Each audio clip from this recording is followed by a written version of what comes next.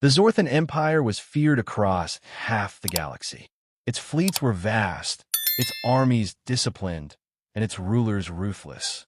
Worlds that resisted were reduced to ash, their populations enslaved or scattered.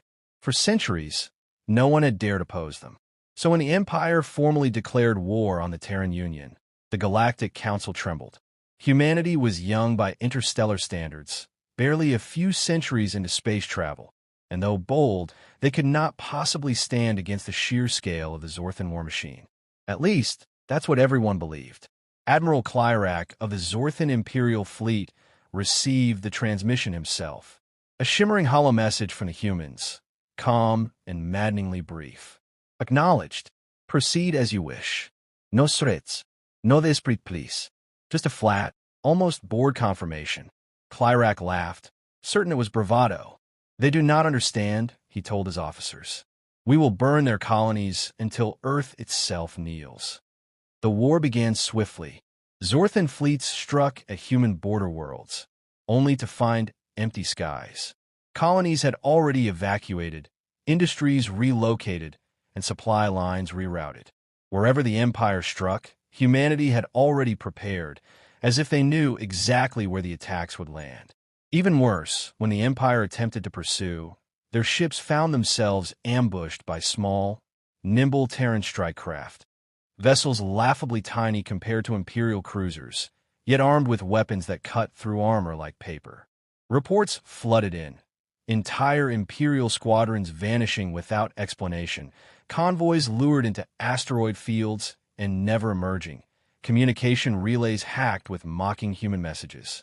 One reads simply, still waiting for the real war to start. The Council of Warlords demanded escalation. More fleets, more soldiers, overwhelming force. Clyrac obeyed. He gathered a grand armada of 1,000 warships, the largest mobilization since the Empire's founding, and hurled it at the Terran core. They never arrived. Humanity didn't meet them head-on. Instead, space itself seemed to turn against the Zorthans. Wormholes collapsed the moment they entered, navigation beacons failed, and half the fleet scattered into uncharted voids. Those who limped back spoke of ghost signals, of human voices whispering coordinates that led them straight into stellar storms. Out of 1,000 ships, less than 200 returned. And humanity?